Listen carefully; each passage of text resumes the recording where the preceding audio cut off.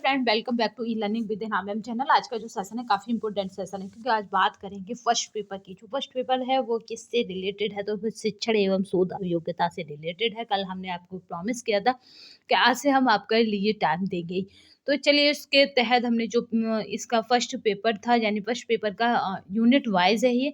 तो 10 यूनिटों में डिवाइज है। पहली यूनिट ली थी, उसकी हमने कुछ 76 तक क्वेश्चन करा दी हैं। आज 77 वाला क्वेश्चन के आगे देखेंगे, जो काफ़ी इम्पोर्टेंट हो जाता है। जैसे ही ये कंप्लीट होता है, वैसे ही देन हम पीडीएफ आपको टेलीग्राम तथा व्हाट्सएप पर दे देंगे। अगर इसकी लिंक की बात करेंगे तो वो डिस्क्रिप्शन बॉक्स में आपको मिल जाएगी, जिससे कि आप इजीली जुड़ सकें। आपको बता दें कि आप व्हाट्सएप पर आज जुड़ते हैं तो आज से ही आप वहाँ पर पीडीएफ पा सकेंगे, बट आप टेलीग्राम पर जुड़ते हैं तो टेलीग्राम पर पिछले 2 ईयर की पीडीएफ तक आप पा सकेंगे।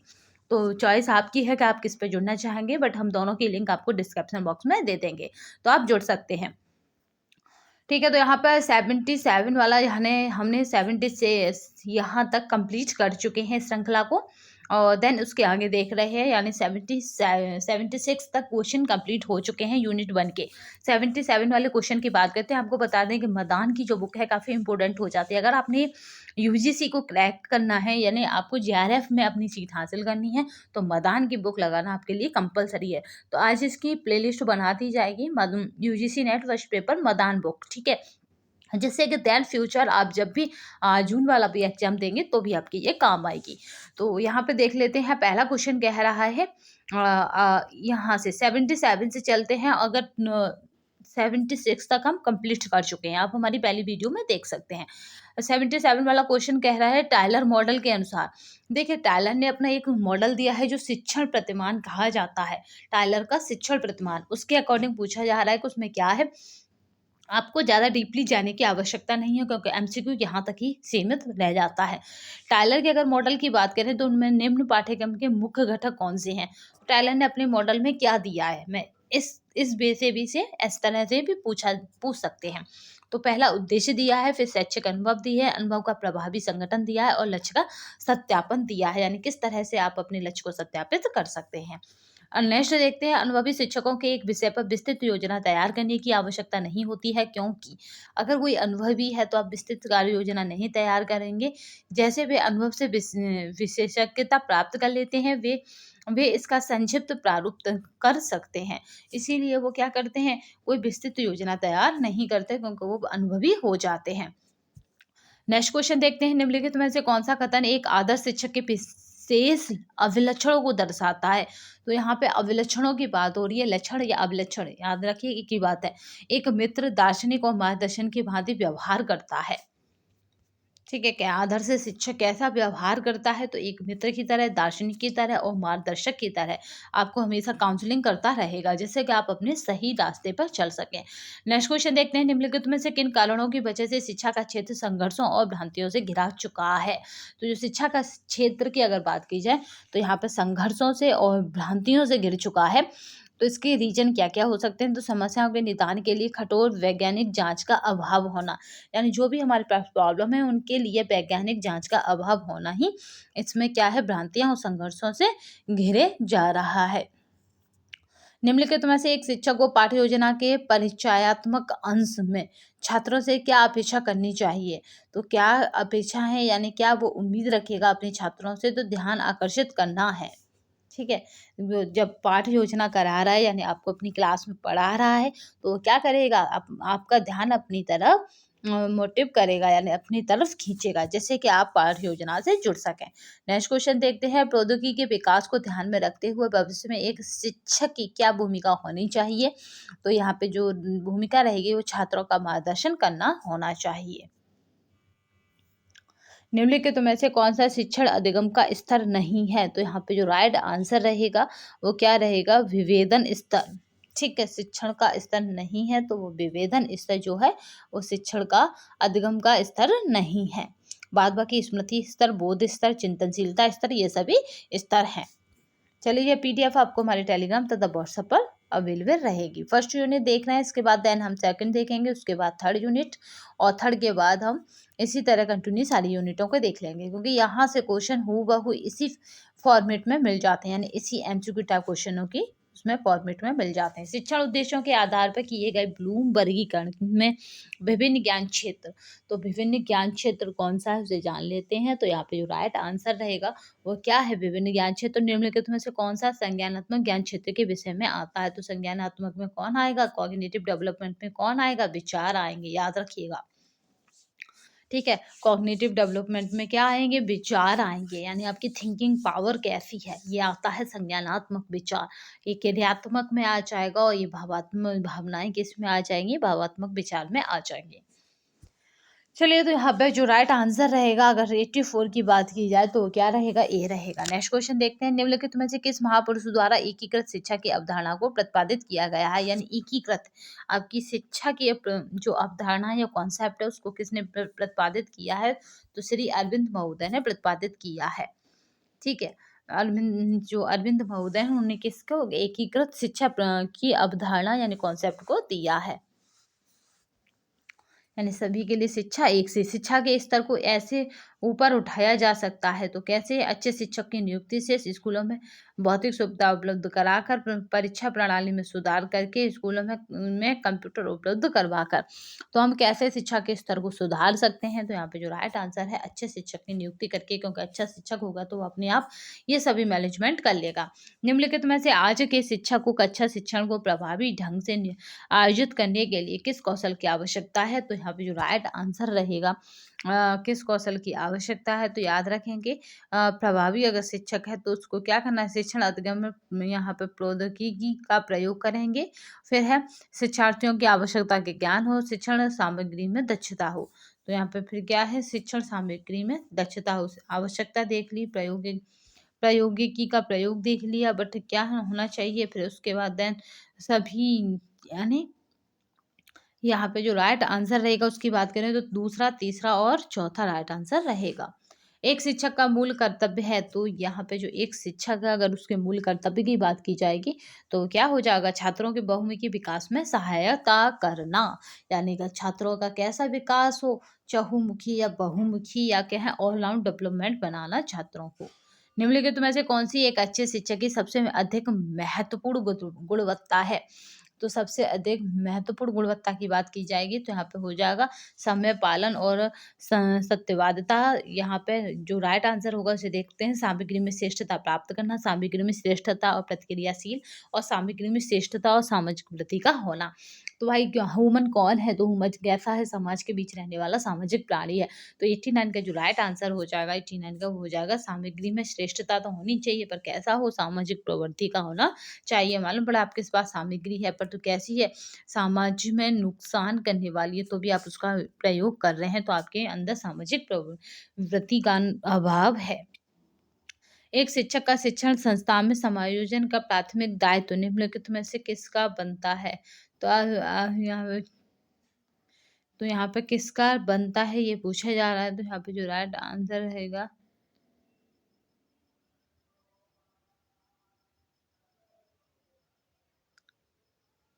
ठीक है, यहाँ पे जो राइट आंसर है अगर इसकी बात की जाएगी तो वो तो स्वयं शिक्षक का होता है।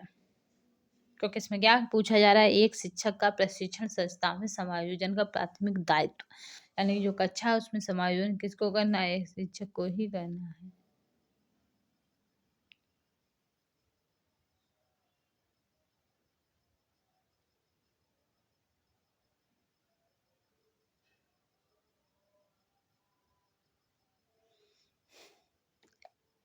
चलिए नेक्स्ट क्वेश्चन देखते हैं, निम्नलिखित कथनों में से कौन सा कथन सत्य है।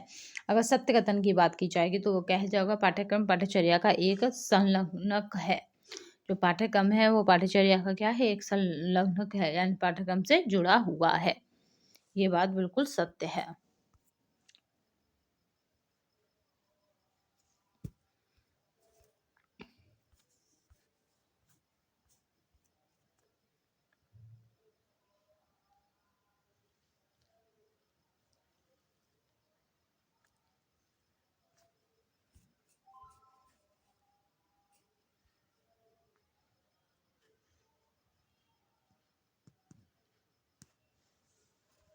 चलिए नेक्स्ट क्वेश्चन देखते हैं,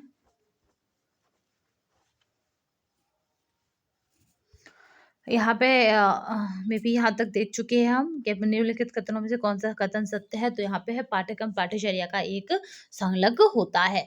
तो यहाँ पे जो राइट आंसर रहेगा वो रहेगा ए। चलिए 92 को देखते हैं।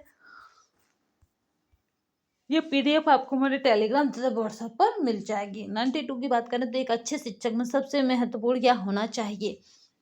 तो अच्छा शिक्षक वही है जो क्या हो, विषय का ज्ञान रखता हो।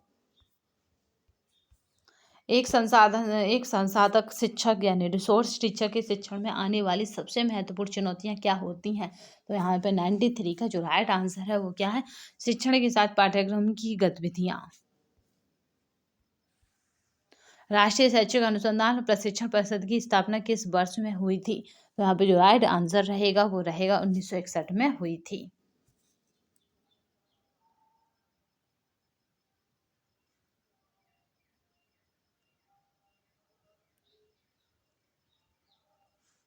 ठीक है, नेक्स्ट चलते हैं।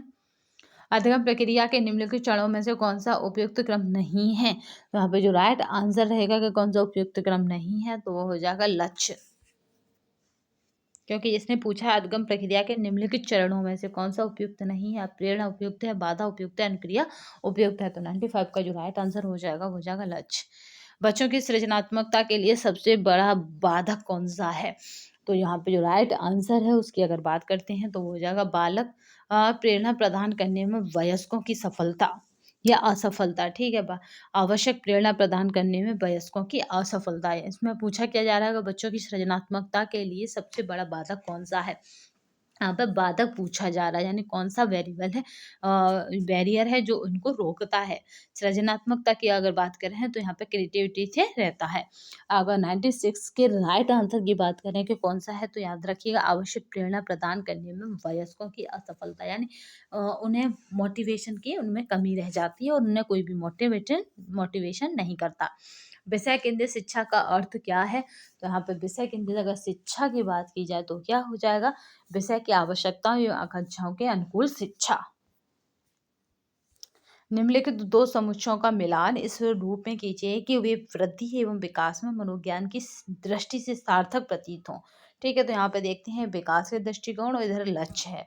तो इन दोनों को हमें क्या करना है, कंपैरिजन करना है, और कंपैरिजन करने के बाद हम क्या करेंगे, देखेंगे। तो यहाँ पे जो राइट आंसर रहेगा अगर उसकी बात करें,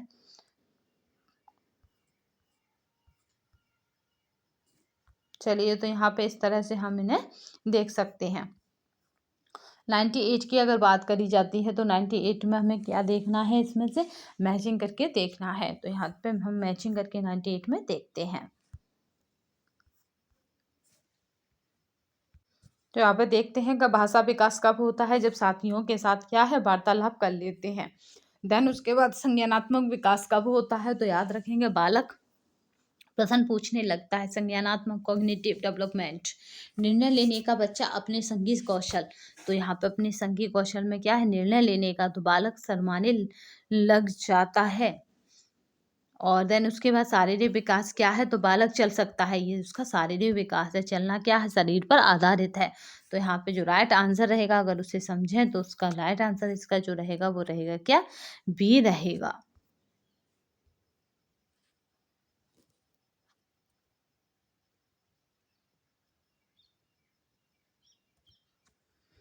ठीक है, तो यहाँ राइट आंसर जो रहेगा वो रहेगा बी। नेक्स्ट देखते हैं, मूल पाठ्यचर्या किस पर बल नहीं देती है। तो अगर मूल पाठ्यचर्या की बात की जाएगी तो वो किस पर बल नहीं देती है, तो यहाँ पे जो राइट आंसर रहेगा वो क्या रहेगा, समस्या समाधान पर, उस पर बल नहीं देती है मूल पाठ्यचर्या। नेक्स्ट देखते हैं, क्रियात्मक पाठ्यचर्या के विकल्प में रुचि रखने वालों पर क्या करना है, रुचि रखने वाले पाठ्यचर्या निर्माता को किसकी समझ की आवश्यकता होती है। तो यहाँ पे जो राइट आंसर रहेगा कि किसकी समझ की आवश्यकता होती है, तो यहाँ पे जो राइट आंसर रहेगा उसकी अगर बात कर लेते हैं,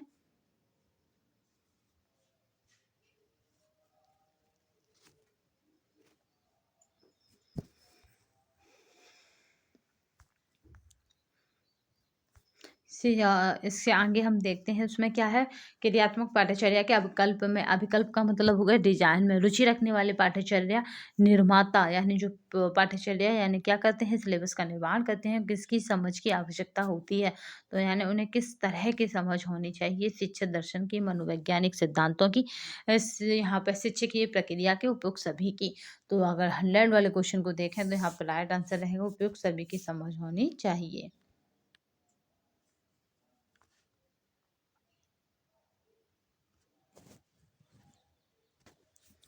ठीक है, तो यहाँ पे जो राइट आंसर रहेगा उसकी अगर बात की जाएगी तो याद रखिएगा, यहाँ पे राइट आंसर रहेगा उपयुक्त सभी की, क्योंकि उन्हें उसके अंदर मनोवैज्ञानिक समझ भी होनी चाहिए शिक्षा का, उसे दर्शन पता होना चाहिए कि किस जिस जगह रह रहा है, जिस वहाँ के जो दर्शन है वो क्या चाहता है।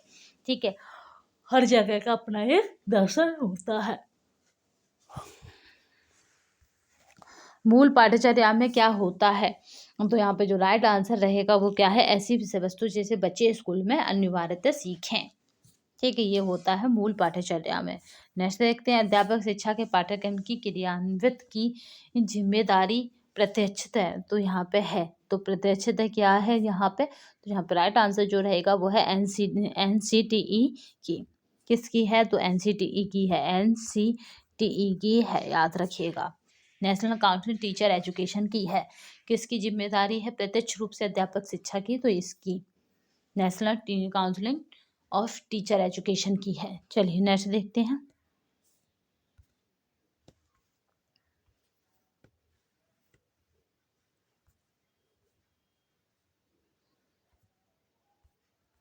में भी इसके नीचे भी क्वेश्चन है, उन्हें देखते हैं। पहला, अब है शिक्षण विद्या एवं सहायक शिक्षण सामग्री, यानी आपको teaching method and teaching ads देखने हैं, जो काफ़ी इंपॉर्टेंट हो जाते हैं। यहाँ से क्वेश्चन हर बार बनता ही बनता है, यूजीसी में इस बार भी बनेगा। तो निम्नलिखित में से किस स्थिति में सूक्ष्म शिक्षण सबसे अधिक प्रभावी होता है, तो ऐसी स्थितियाँ कौन सी आती हैं जब सूक्ष्म शिक्षण प्रभावी होता है, तो शिक्षण अभ्यास की तैयारी के दौरान, क्योंकि सूक्ष्म शिक्षण से ही तो आपने देखा होगा 6 से 7 मिनट में हम एक पाठ्य योजना तैयार करते हैं और उस पर पढ़ाते हैं, और वो पाठ्य योजना 6 से 7 मिनट में ही कंप्लीट हो जाती है। तो वो सूक्ष्म शिक्षण है, और वो सूक्ष्म शिक्षण कब काम आता है, जब आप शिक्षण की करना चाहते हैं, तो एक तरह से आपको शिक्षण के करने के लिए, क्लास शिक्षण करने के लिए तैयार करना ही सूक्ष्म शिक्षण है। तो ये शिक्षण अभ्यास की तैयारी के दौरान निम्नलिखित में से किस कक्षा या कक्षाओं के विद्यार्थियों के लिए सूक्ष्म शिक्षण सबसे अधिक उपयोगी होता है, तो वो विद्यार्थी कौन होते हैं, प्राथमिक और उच्च दोनों कक्षाओं के लिए ये उपयोगी होता है। निम्नलिखित में से किस विश्वविद्यालय ने 1961 सूक्ष्म शिक्षण की अवधारणा का प्रतिपादित किया था, तो यहाँ पे जो राइट आंसर रहेगा अगर उसकी बात की जाएगी तो क्या रहेगा, तो स्टैनफोर्ड यूनिवर्सिटी ने। ठीक है, स्टैनफोर्ड यूनिवर्सिटी ने क्या किया था, सूक्ष्म शिक्षण की अवधारणा यानी कॉन्सेप्ट को दिया था। कब दिया है, तो 1961 में दिया है। नेक्स्ट क्वेश्चन देखते हैं, निम्नलिखित में से अनुदेशनात्मक प्रक्रिया किस शिक्षण प्रतिमान का मुख्य घटक है, तो यहाँ पे राइट आंसर की बात की जाएगी कि किस प्रक्रिया का मुख्य घटक है, तो मूलभूत शिक्षण प्रतिमान का मुख्य घटक है। जॉन डेवी ने शिक्षा के क्षेत्र में किस बात पर अधिक बल दिया है, तो याद रखिएगा कि जॉन डेवी ने शिक्षा के उस पर किस बात पर, तो क्रियामूलक ज्ञान पर अधिक बल दिया है।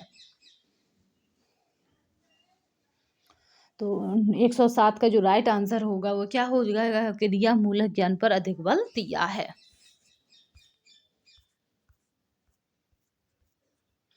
निम्नलिखित में से किस विधि में पर संवाद व विचार गोष्ठी के को संबंध करके देखा जा सकता है, तो यहाँ पे जो राइट आंसर होगा वो क्या होगा, परिचर्चा विधि।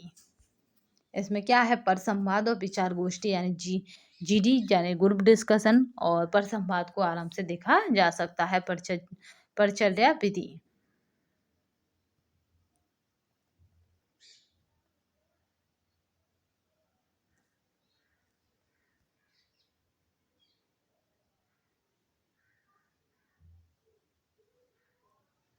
ठीक है, चलिए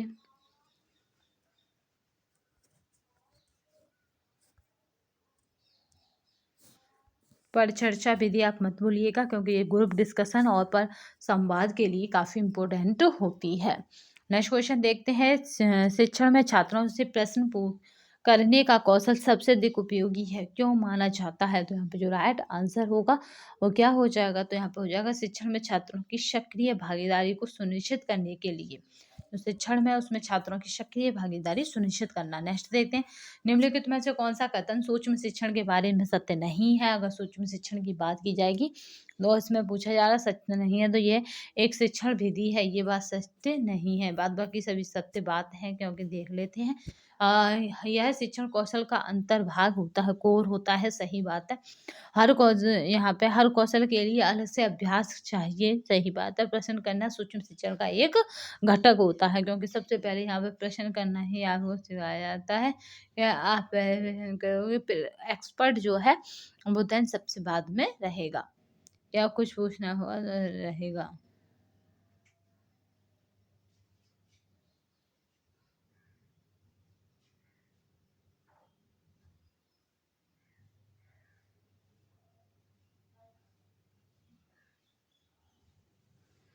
निम्नलिखित में से आर्म स्ट्रॉन्ग किस विधि के मुख्य प्रतिपादक हैं? तो अगर बात की जाए आर्म स्ट्रॉन्ग ने किस विधि को दिया है, तो याद रखिएगा ऐसी कौन सी विधि है, तो वो विधि है अनुमानी हेरिस्टक विधि को उन्होंने दिया है। ठीक है, हेरिस्टक विधि को किसने दिया है? तो याद रखेंगे आर्मस्ट्रॉन्ग ने दिया है। निम्नलिखित में से किस स्थिति में विचार विमर्श विधि उपयोगी होती है? तो विचारों का विमर्श करना तो वो विधि होती है सभी परिस्थितियों में, यानी विषय वस्तु को सरल हो, विषय वस्तु थोड़ा कठिन हो, विषय वस्तु की कठिन हो, तब भी हम क्या करते हैं, किसी से बात कर सकते हैं।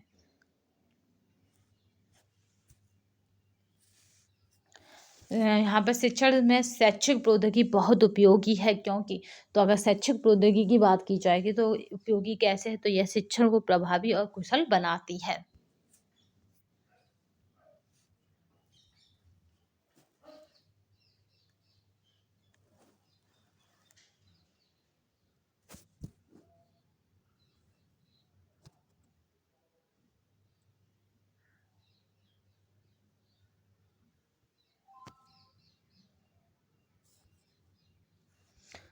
शिक्षण में शैक्षिक प्रौद्योगिकी बहुत उपयोगी है, क्योंकि तो ये क्या करती है, तो यहाँ पे जो राइट आंसर हो जाएगा, यह शिक्षण को प्रभावी और कुशल बनाता है। इसलिए शैक्षिक प्रौद्योगिकी बहुत आवश्यक है शिक्षण में।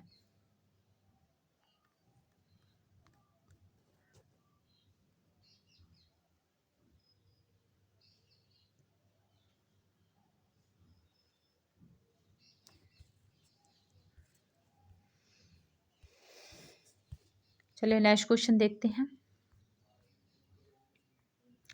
पाठ्यक्रम योजना में कौन से घटक को समावेशित किया जा सकता है? तो अगर हम पाठ्यक्रम योजना बना लें तो हम कौन से घटक को समावेशित करेंगे? तो यहाँ पे जो राइट आंसर हो जाएगा उपयुक्त सभी को पाठ्यक्रम के विकास और प्रारूप को सामग्री को स्पष्ट और अस्पष्ट करने के लिए विभिन्न साधन को और सामग्री के विशिष्ट उद्देश्यों को क्या करेंगे हम यहाँ पे।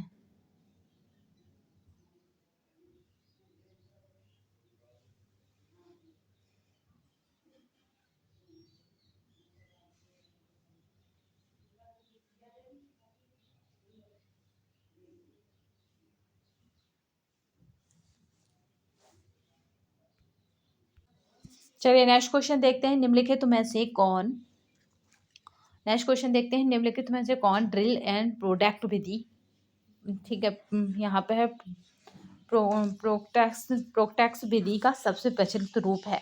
और तो ड्रिल और प्रोटैक्स विधि पूछी जा रही है, तो यहाँ पर सबसे प्रचलित अगर इसके रूप की बात की जाएगी तो हो जाएगा प्रत्यक्ष अनुदेशन। निम्नलिखित में से कौन सी विधि अभ्यास के लिए उपयुक्त है? तो यहाँ पे जो राइट आंसर रहेगा वो क्या रहेगा, ड्रिल विधि। ठीक है, ड्रिल मेथड जो है वो अभ्यास के लिए उपयुक्त है, बहुत पूछा जाता है, तो याद रखिएगा। नेक्स्ट क्वेश्चन की बात करते हैं। यहाँ पे अगर 117 क्वेश्चन को देखें तो निम्नलिखित में से किस विषय के लिए पात्र अभिनय सबसे अधिक उपयुक्त शिक्षण विधि प्रमाणित हो सकती है? तो पात्र अभिनय करके दिखाना है, और वो विधि हमें कौन से शिक्षण में हम लागू कर सकते हैं? तो इतिहास में। आपने देखा होगा इतिहास की जब हम इतिहास का कोई भी चैनल देखते हैं तो वो हम लॉन्ग टाइम तक याद रख सकते हैं। निम्नलिखित में से कौन सा समूह शिक्षण का लाभ नहीं है? तो यहाँ पे शिक्षण का लाभ नहीं है, तो याद रखेंगे शिक्षक को बेहतर वित्तीय लाभ देना।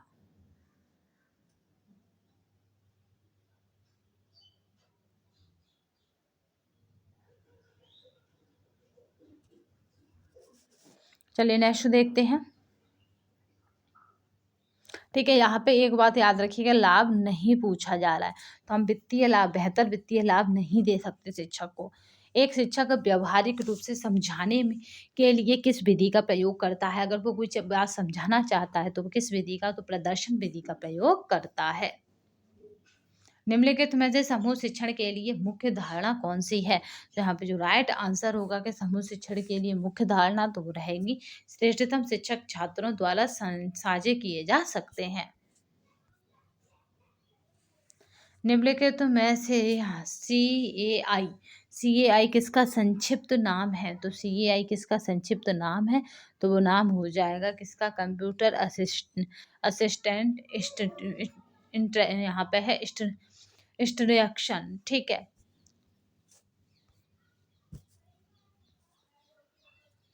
निम्नलिखित में से कौन सी कंप्यूटर सहायता प्राप्त निर्देश है? यानी कंप्यूटर एडिटिंग, और यहाँ पे यहाँ पे अगर बात की जाए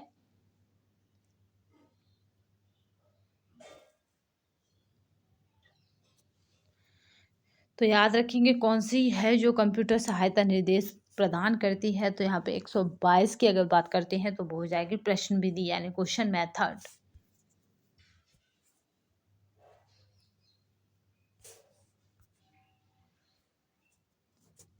नेक्स्ट क्वेश्चन देखते हैं। एक शिक्षक को विषय सामग्री को प्रस्तुत करते हुए सबसे ज्यादा निम्नलिखित में से किस पर विचार करना चाहिए? यानी कोई अपना विषय सामग्री, यानी हम मेथड दे रहे हैं तो उपयुक्त सभी पर, संरचना पर, संतुलन पर और प्रेरणा पर, क्योंकि आप जब तक प्रेरित नहीं करेंगे तब तक कोई आपके विषय से जुड़ेगा नहीं।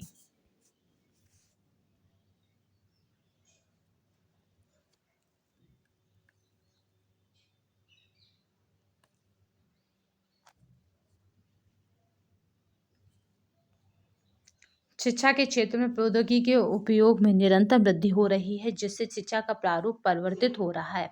निम्नलिखित में से कौन सा शब्द ऐसे परिवर्तन को प्रतिबिंबित करते हैं? तो 124 का जो राइट आंसर रहेगा वो क्या हो जाएगा? विद्यार्थी उन्मुख। यानी विद्यार्थी उन्मुख का मतलब है विद्यार्थी सेंटराइट। शिक्षा के क्षेत्र में प्रौद्योगिकी के उपयोग को निरंतर वृद्धि हो रही है, जिसमें शिक्षा का स्वरूप परिवर्तित होता रहा है।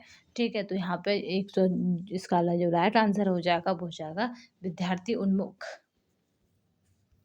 निम्नलिखित में से सर्व समूह अनुदेश के संदर्भ में कौन से कथन सत्य है? तो यहाँ पे जो राइट आंसर होगा वो क्या हो जाएगा? यहाँ पर राइट आंसर तो संपूर्ण कक्षा के शिक्षण के लिए एक समान कौशल सामग्री की सुविधा। निम्नलिखित विधियों में से कौन सी विधि कक्षा संचार में सबसे अधिक प्रभावी है? तो यहाँ पे जो राइट आंसर हो जाएगा वो क्या हो जाएगा? इसका सामान्यीकरण कठिन है, यह उद्देश्य पर निर्भर करता है।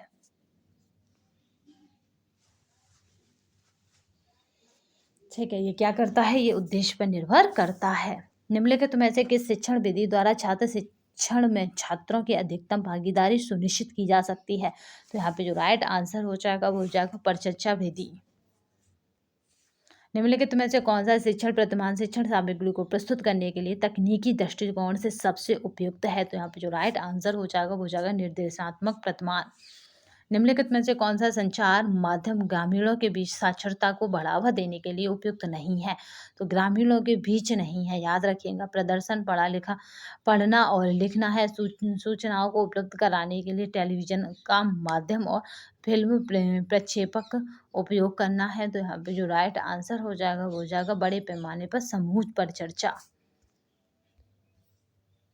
छात्रों को स्वत्वावलोकन के रूप में गृह कार्य यानी होम असाइनमेंट देने का मुख्य लाभ क्या होता है? तो यहाँ पे जो राइट आंसर हो जाएगा वह स्व अध्ययन का स्वभाव विकसित करना।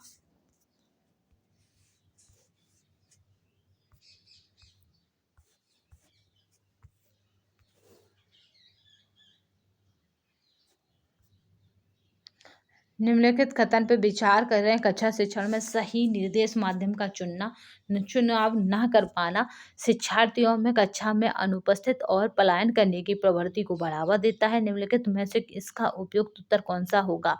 तो यहाँ पे जो राइट आंसर होगा 131 का, अगर उसकी बात की जाएगी मे बी, तो उसकी बात की जाएगी तो वो होगा सहमत।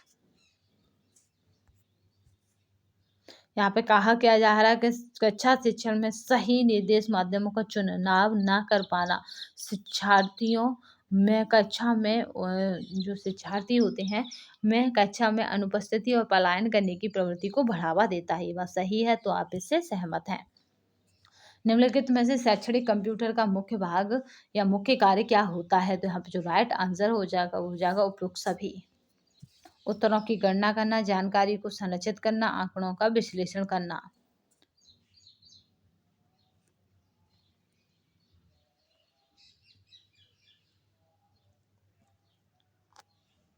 कंप्यूटर आधारित शिक्षण मॉडल को किसके द्वारा विकसित किया गया है? तो जो कंप्यूटर पर आधारित है ऐसा शिक्षण मॉडल किसने विकसित किया है? तो याद रखेंगे स्टूलो, रोव और डेविस ने विकसित किया है। मोस्ट इम्पोर्टेंट है। छात्रों को समूह शिक्षण से मुख्य रूप से क्या अपेक्षा होती है? तो जो छात्र हैं अगर वो समूह शिक्षण करते हैं तो उनकी क्या विशेषता होगी? अन्य छात्रों को समूह का सदस्य बनाने के लिए प्रेरित करना। निम्नलिखित में से कौन सा क्षेत्र बड़े समूह, छोटे समूह और व्यक्तिगत शिक्षण विधियों को आपस में जोड़ता है? तो यहाँ पे जो राइट आंसर रहेगा वो क्या रहेगा? तो यह रहेगा विभेदित अनुदेश यानी डिफरेंटेटेड और इंस्ट्रक्शन। निम्नलिखित में से शिक्षण विधियों का कौन सा संयोजन शिक्षार्थी केंद्रित प्रतिमान को प्रोत्साहित करने में सबसे अधिक उपयोगी प्रमाणित हो सकता है? तो यहाँ पे जो राइट आंसर है वो क्या हो जाएगा? तो उसका हो जाएगा प्रोजेक्ट विधि और प्रत्यक्ष अनुभव।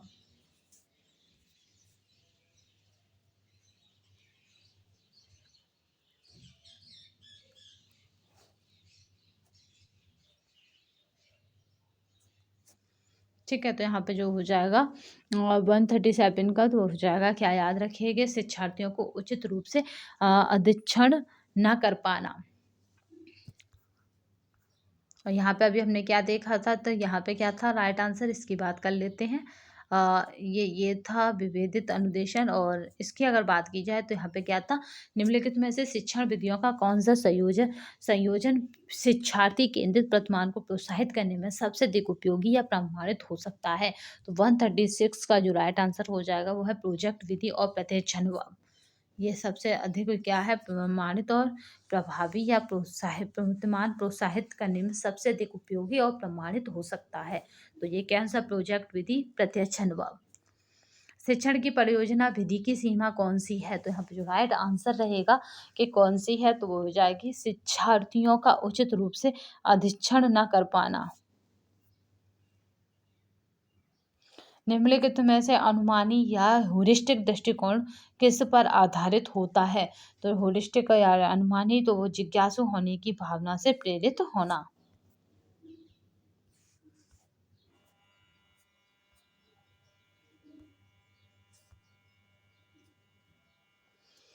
शिक्षक शिक्षण सहायता सामग्री का उपयोग सीखने की विधि डॉट डॉट बनाने के लिए करता है। तो यहाँ पे जो राइट आंसर है अगर उसकी बात की जाएगी डॉट डॉट तो वो हो जाएगा सरल। निम्नलिखित में से कौन सी एक यहाँ पे है शिक्षण सहायता सामग्री है? तो यहाँ पे जो राइट आंसर है वो क्या है? उपयुक्त सभी है, यानी एलसीडी प्रोजेक्ट है, ग्रीन बोर्ड है, टैप रिकॉर्डर है।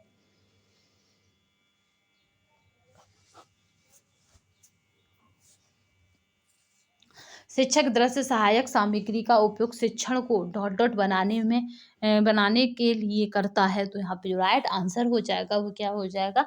रुचिकर बनाने के लिए करता है। इसीलिए हम क्या करते हैं? दृश्य सामग्रियों का प्रयोग करते हैं, यानी ऐसे एड्स लेते हैं जो लाइव मॉडल के रूप में काम आते हैं। परियोजना एक अधिगम के लिए विधि है। निम्नलिखित में से कौन सा क्या कथन इसके बारे में सत्य नहीं है? तो यहाँ पे अगर बात की जाए कि कौन सा कथन सत्य नहीं है तो वो क्या हो जाएगा? यह शिक्षक केंद्रित गतिविधि है।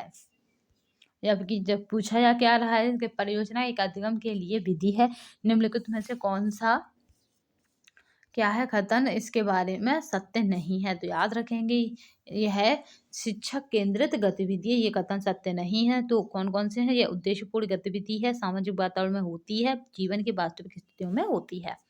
याद रखेंगे परियोजना। प्रसारण सामग्री का उपयोग किया जाता है, तो कब किया जाता है?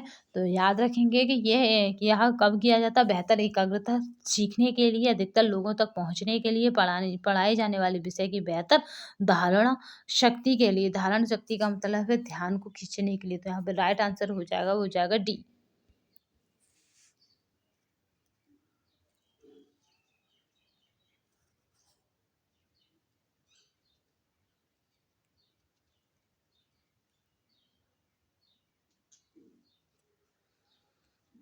चलिए नेक्स्ट क्वेश्चन देखते हैं।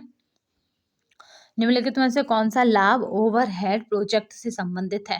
तो यहाँ पे जो ओवरहेड प्रोजेक्ट है उसे देख लेते हैं। अपेक्षाकृत कम खर्चीला होना है, ओवरहेड पारदर्शिता को अपेक्षाकृत तीव्रता से बनाए जाना है, और यहाँ पे है कक्षण गतिविधियों के दौरान शिक्षकों को पारदर्शी शीट पर लिखने का विकल्प प्रस्तुत करता है। उपयुक्त सभी है। श्याम पट्ट पर लिखते समय समय सबसे महत्वपूर्ण क्या होता है? तो ब्लैक बोर्ड पर जब आप लिख रहे हैं तो उस समय सबसे महत्वपूर्ण क्या होगा? तो अच्छी लिखावट होगा। ठीक है, सबसे महत्वपूर्ण टर्म क्या होगा? अच्छी लिखावट होगा।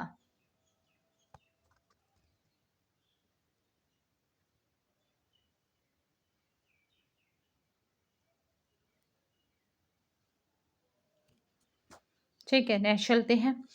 श्यामपट्ट भी एक कौशल है शिक्षण का, तो अच्छी लिखावट बिना श्यामपट्ट अच्छा नहीं लगता। जब भी आपने टीचिंग में मतलब कभी भी टीचिंग की हो माइक्रो मैक्रो, तो आपने देखा होगा श्यामपट्ट लिखना भी वहाँ पे सिखाया जाता है। नेक्स्ट चलते हैं। श्यामपट्ट को शिक्षण सहायक सामग्री में निम्नलिखित में से किस श्रेणी की सम्मिलित किया जा सकता है? तो यानी वो कौन सी श्रेणी के अंतर्गत आएगा? तो दृश्य सहायक सामग्री के अंतर्गत आएगा, क्योंकि केवल और केवल आप उसे देख सकते हैं। तो ये किसके अंतर्गत आएगा? तो ये दृश्य सहायक सामग्री के अंतर्गत आएगा। नेक्स्ट देखते हैं। निम्नलिखित में से कौन सा विकल्प शिक्षण कौशल से संबंधित है? तो यहाँ पर शिक्षण कौशल से संबंधित पूछा जा रहा है, तो उपयुक्त सभी है। यानी श्याम पट्ट लेखन है, प्रश्नों का समाधान करना है, प्रश्न पूछना है। जो प्रश्न क्वेरी उठ रही है बच्चों की उनका भी समाधान करना है, तथा उनसे और अधिक प्रश्न पूछना है, और भी कोई क्वेरी हो तो आप वो भी पूछेंगे, क्योंकि ये पूछना क्या है, कभी कभी क्लास को इंटरेक्ट करता है। तो उपयुक्त सभी यहाँ पर राइट आंसर हो जाएगा 147 का।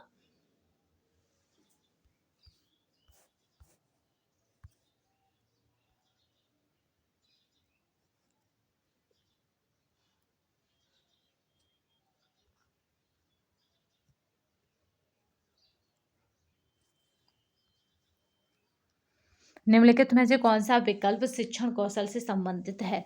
तो 147 का देखते हैं। उपयुक्त सभी है। श्यामपट्ट लेखन, प्रश्नों का समाधान करना, प्रश्न पूछना, जो अभी हम देख चुके हैं, ये संबंधित है। तो नेक्स्ट स्लाइड पे देखते हैं।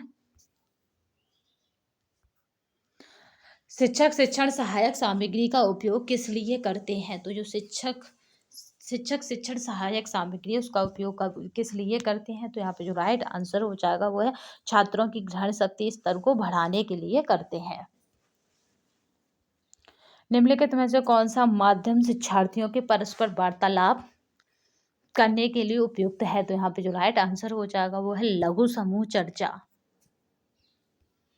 कक्षा अनुशासन का उद्देश्य निम्नलिखित में से क्या होना चाहिए? तो क्या होना चाहिए कक्षा अनुशासन का उद्देश्य? तो यहाँ पे जो राइट आंसर हो जाएगा वह है स्वीकार्य कक्षा व्यवहार होना चाहिए, यानी स्वीकार कार्य कक्षा व्यवहार होना चाहिए। परीक्षण के यहाँ पे मानकीकरण से संबंधित निम्नलिखित क्रियाकलापों को क्रम में लगाइए। तो यहाँ पे क्रम में लगाना है जो भी क्रियाकलाप हैं, तो हम देख लेते हैं कि कौन कौन से परीक्षण से संबंधित हैं। तो परीक्षण की योजना बनाना, परीक्षणों की मदों की तैयारी करना, ये क्या है, ये कब आएंगे? तो बाद में आएंगे। विश्वसनीयता और यहाँ पे विधि मान्यता का मूल्यांकन करना है, और परीक्षण का परीक्षण करना, जो परीक्षण बनाया गया उसका भी परीक्षण करना है। तो यहाँ पे देख लेते हैं क्या रहेगा राइट आंसर। तो यहाँ पे चलिए देख लेते हैं। तो यहाँ पे जो रहेगा सबसे पहले क्या रहेगा, परीक्षण योजना बनाना, क्योंकि जब तक हम परीक्षण योजना नहीं बनाएंगे तब तक हम परीक्षण कर नहीं सकते। तो हम सबसे पहले क्या करेंगे, परीक्षण योजना बनाएंगे। देन उसके बाद हम क्या करेंगे, परीक्षण योजना बनाने के बाद देन हम क्या करेंगे, परीक्षण के मदों की तैयारी करेंगे, क्योंकि परीक्षण योजना बना ली तो उसके मद जो होते हैं उन्हीं पे तो आगे प्रोसेस चलता है। तो योजना बनाएंगे, फिर मदों की तैयारी करेंगे, फिर उसके बाद देन क्या करेंगे, परीक्षण का भी, परीक्षण जो परीक्षण बनाया उसको भी हम टेस्ट को लेके देखेंगे। फिर जो करेंगे विश्वसनीयता और यहाँ पे विधि मान्यता का क्या करेंगे, मूल्यांकन करेंगे। तो यहाँ पे जो राइट आंसर हो जाएगा वो हो जाएगा ए। निम्न में से कौन सा अधिक यहाँ पे है, परस्पर संवादात्मक और छात्र केंद्रित है। तो संवादात्मक और छात्र केंद्रित है परस्पर, तो याद रखेंगे समूह चर्चा। निम्नलिखित में से प्रभावी शिक्षण सहायक सामग्री कैसी होनी चाहिए। तो प्रभावक शिक्षण सहायक सामग्री की बात करते हैं तो वो है, अधिगम हेतु छात्र के यथासंभव सभी शंकाओं को सक्रिय रखने में सक्षम होनी चाहिए। जो भी शंका उठ रही है उन्हें रखने में सक्षम होनी चाहिए। नेक्स्ट देखते हैं, निम्नलिखित में से कौन सा यंत्र प्रक्षेपित सहायक सामग्री, यानी प्रक्षेपित की बात करें तो प्रोजेक्ट इट्स के अंतर्गत आता है। तो यहाँ पे जो राइट आंसर होगा वो रहेगा पारचित्रदर्शी।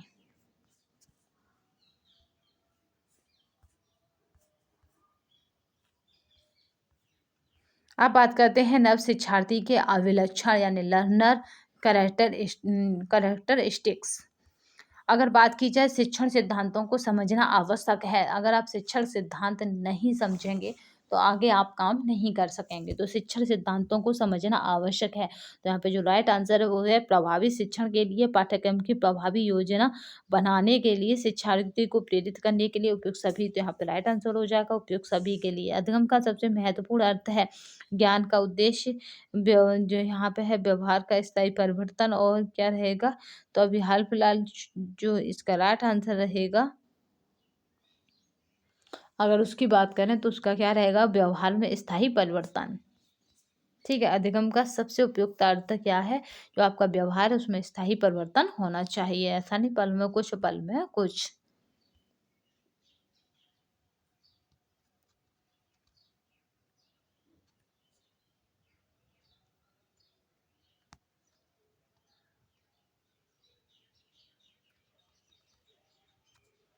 ठीक है, तो यहाँ पे जो राइट आंसर होगा उसकी बात कर लेते हैं। तो वो क्या हो जाएगा, यहाँ पे 56 हमने देख लिया, 156, फिर 157 को देख लेते हैं। तो इसमें 157 की अगर बात की जाए, 56 क्या था, व्यवहार में स्थायी परिवर्तन, और 157 निम्नलिखित में से शिक्षक द्वारा किस विषय के अंतर्गत ज्ञान को क्या करना है, छात्रों की आवश्यकता और रुचि के अनुसार तैयार एवं प्रस्तुत किया जाता है। तो यहाँ पे 157 की अगर बात की जाएगी तो वो राइट आंसर क्या हो जाएगा, तो यहाँ पर राइट आंसर हो जाएगा शैक्षिक मनोविज्ञान। तभी तो शिक्षा में मनोविज्ञान आया है, या फिर कहें कि शैक्षिक मनोविज्ञान का उदय हुआ है, क्योंकि शिक्षक द्वारा किसी विषय के अंतर्गत ज्ञान को छात्रों की आवश्यकता में रुचि के अनुसार तैयार करना और प्रस्तुत किया जाता है, तो वो हो जाती है शैक्षिक मनोविज्ञान।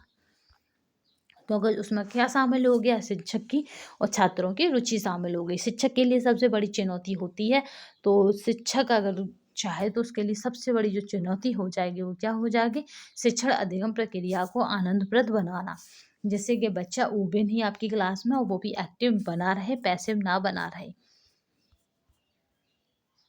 कक्षा के मनोविज्ञान पहलुओं को किसके द्वारा सबसे अच्छी तरीके से प्रबंधित किया जा सकता है। तो यहाँ पे जो राइट आंसर हो जाएगा अगर उसकी बात की जाती है तो हो जाएगा कक्षा शिक्षक।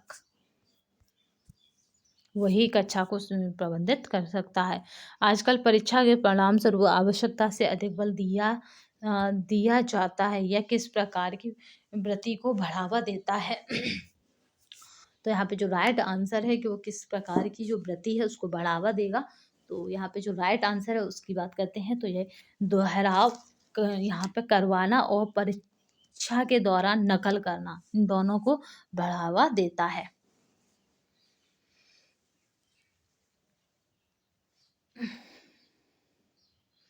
क्योंकि अगर तैयारी नहीं होगी तो बच्चे गलत वे में या गलत रास्ते पर जाएंगे। निम्न में से कौन-सा कथन ऐसे शिक्षक के लिए उपयुक्त है जो कक्षा शिक्षण के लिए सदैव उत्साहयुक्त रहते हैं? तो यहाँ पे जो राइट आंसर हो जाएगा वो क्या हो जाएगा? तो वह यहाँ पे विद्यार्थियों को शिक्षण अधिगम प्रक्रिया में सम्मिलित करना चाहते हैं।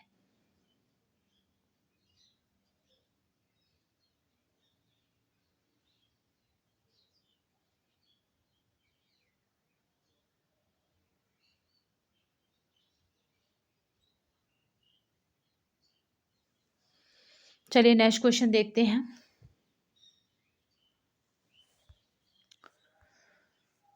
नेक्स्ट क्वेश्चन की बात करते हैं। नेक्स्ट क्वेश्चन यहाँ पे निम्न में से कौन-सा कथन ऐसे शिक्षक के लिए उपयुक्त है जो कक्षा शिक्षण के लिए सदैव उत्साह युक्त रहते हैं? तो यहाँ पे उत्साह युक्त रहता है ऐसा शिक्षक तो वो कौन हो जाएगा? वह विद्यार्थी जो शिक्षण अधिगम प्रक्रिया में सम्मिलित करना चाहते हैं। कक्षा में जनसांख्यिकी की विभिन्नता की स्थिति में निम्नलिखित में से कौन-सा कथन सबसे उपयुक्त है? तो यहाँ पे जो राइट आंसर हो जाएगा, अगर उसकी बात करें तो वो क्या हो जाएगा? तो यहाँ पे जो राइट आंसर है उसे देख लेते हैं तो वो हो जाएगा क्या? मूल्यांकन के लिए एक समान शैक्षणिक मानक होना चाहिए।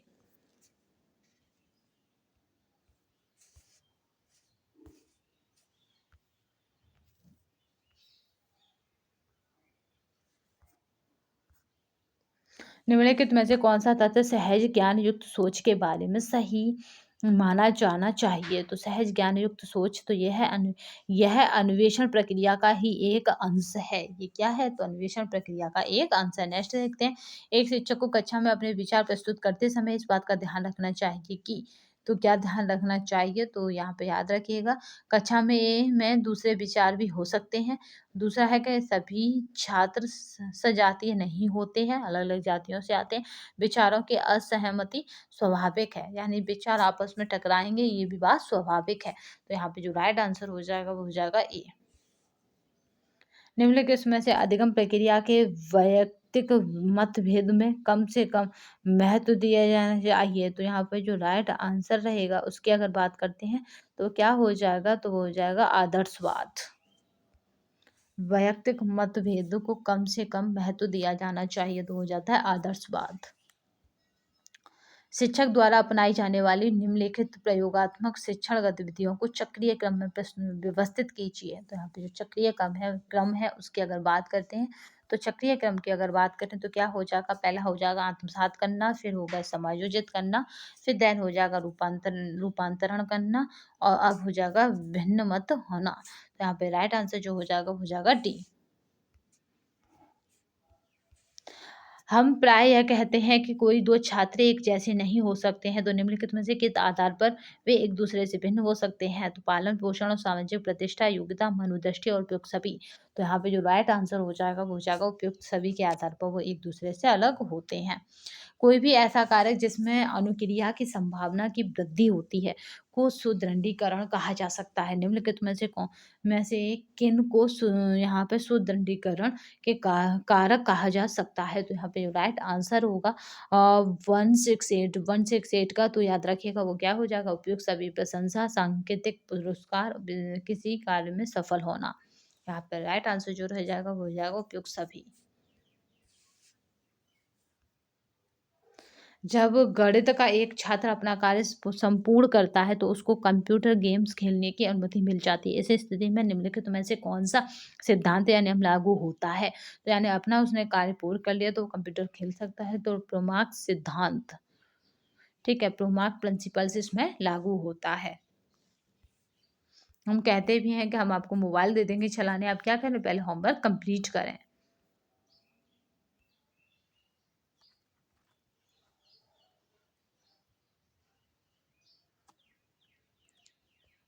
चलिए नेक्स्ट क्वेश्चन देखते हैं। निम्नलिखित में से यहाँ पे मोर्फोग्राफी शब्द किस से संबंधित है? मे बी यहाँ तक कंप्लीट हो गया। अ, हाँ, चलिए यही यही देखते हैं। निम्नलिखित में से क्या है? मोरोग्राफी।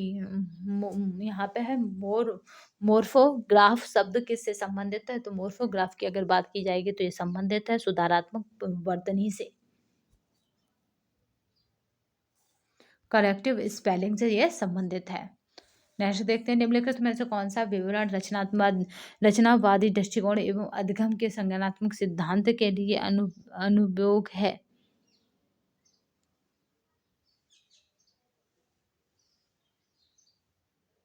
तो यहाँ पे जो राइट आंसर होगा वो हो जाएगा 73। यहाँ पे जो राइट आंसर है 171 का, तो 171 का जो राइट आंसर हो जाएगा उपयुक्त सभी, यानी शिक्षार्थी अध्ययन प्रक्रिया में सक्रिय भागीदार होते हैं, विद्यार्थी व्याख्या चाहते हैं, सूचना एकत्रित करने के लिए विभिन्न सूत्रों का उपयोग करते हैं, तो उपयुक्त सभी 171 का।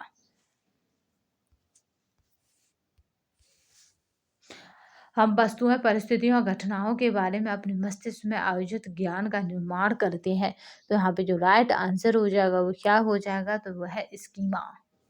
बहुत मोस्ट इम्पोर्टेंट है। हम वस्तुओं, परिस्थितियाँ, घटनाओं के बारे में अपने मस्तिष्क में संयोजित ज्ञान का निर्माण करते हैं। जो हमारे मस्तिष्क में संयोजित ज्ञान था, उसी का क्या करते हैं, हम निर्माण करते हैं, तो वो हो जाता है स्कीमा।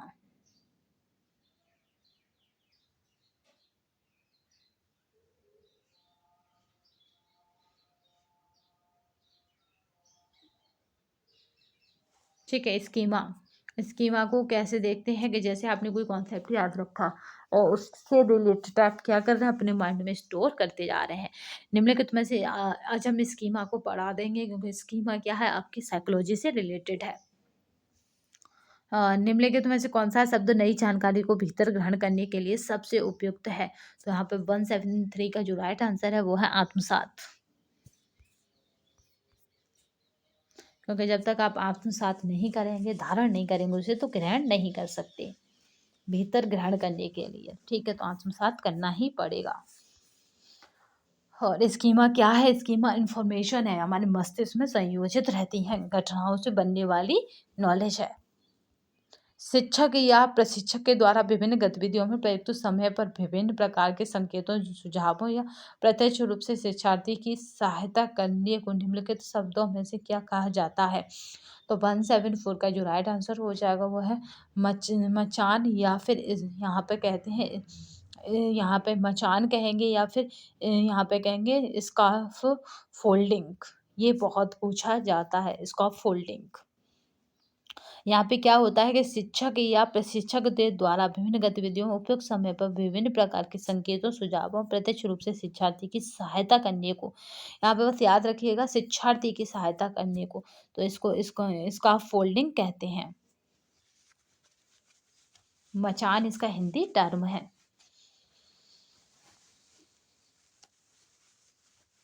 ये किससे जुड़े हुए हैं, तो ये आपके साइकोलॉजी से टर्म जुड़े हुए हैं।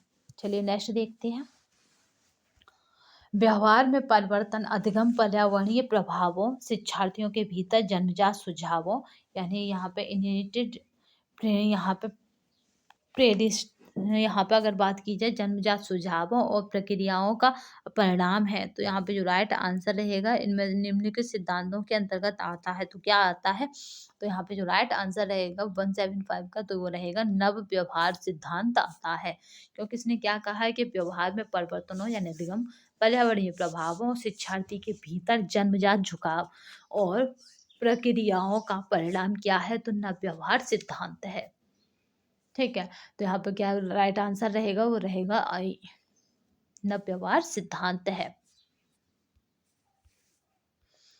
छात्र या कोई भी व्यक्ति परिस्थितियों का प्रभावी ढंग से सामना करने की क्षमता को लेकर स्वयं के बारे में विश्वास यानी सकारात्मक और नकारात्मक विकसित कर लेता है, तो यहाँ पे जो राइट आंसर रहेगा वो क्या रहेगा, 176 का, तो ये रहेगा कि आत्म प्रभावकारिता यानी सेल्फ, यहाँ पे इफेक्ट इफेंसी है, आत्म प्रभावकारिता रहेगा।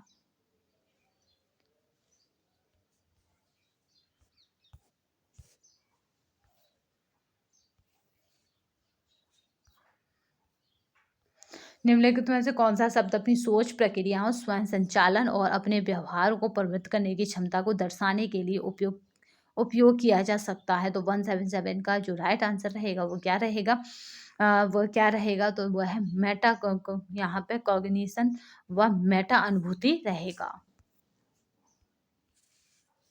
शिक्षक प्राय छात्र कि सीखने की समस्या का विश्लेषण करते हुए पाते हैं कि उनमें, तो 178 का जो रहेगा उनमें क्या है, तो यहाँ पे राइट आंसर क्या रहेगा, प्रेरणा का अभाव है।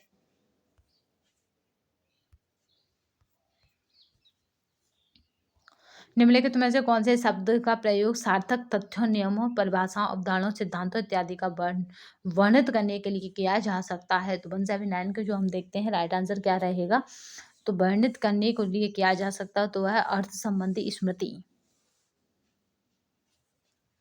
Semitic Semitic memory. ठीक है, इसका जो राइट आंसर रहेगा वो रहेगा ए।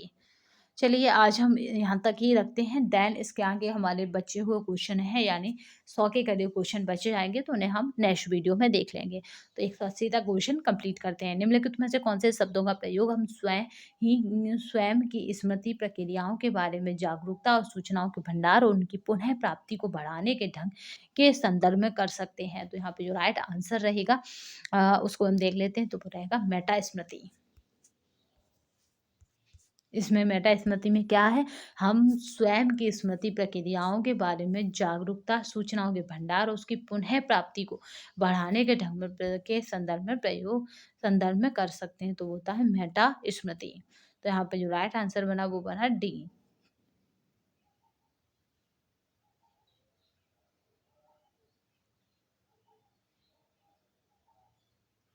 ठीक है, तो आज हम यहाँ तक ही ये श्रृंखला कर रखते हैं। नेक्स्ट इसके आगे अगली वीडियो में फिर देखेंगे। तब तक के लिए धन्यवाद। वंदे मातरम, जय हिंद। आपको मतदान की पूरी बुक जल्दी से जल्दी प्रोवाइड करने की कोशिश की जाएगी। 10 यूनिट है, हमने 1 यूनिट 10 यूनिट है जिसमें से हमारी 1 यूनिट लगभग खत्म होने वाली है, 100 क्वेश्चन बचे हैं इसमें। और सेकंड यूनिट का हम पहले एक पार्ट दे चुके हैं, और सेकंड यूनिट का यानी करीबन उसमें 250 क्वेश्चन थे, हमने 150 क्वेश्चन करीब करा दिए। दूसरा पार्ट भी हम जल्दी ही दे देंगे। तो उसके बाद हमारे पास 8 यूनिटें बचेंगी और 8 यूनिटों को हम जल्दी से जल्दी कवर करेंगे। आज ही इसके प्लेलिस्ट बना दूँगी, UGC net first paper Madan book, ठीक है? इस तरह से जिससे आप सर्चिंग करने में आपको प्रॉब्लम ना हो। तो आज के लिए बस इतना ही, नेक्स्ट सेशन में फिर मिलेंगे, तब तक के लिए धन्यवाद। वंदे मातरम, जय हिंद।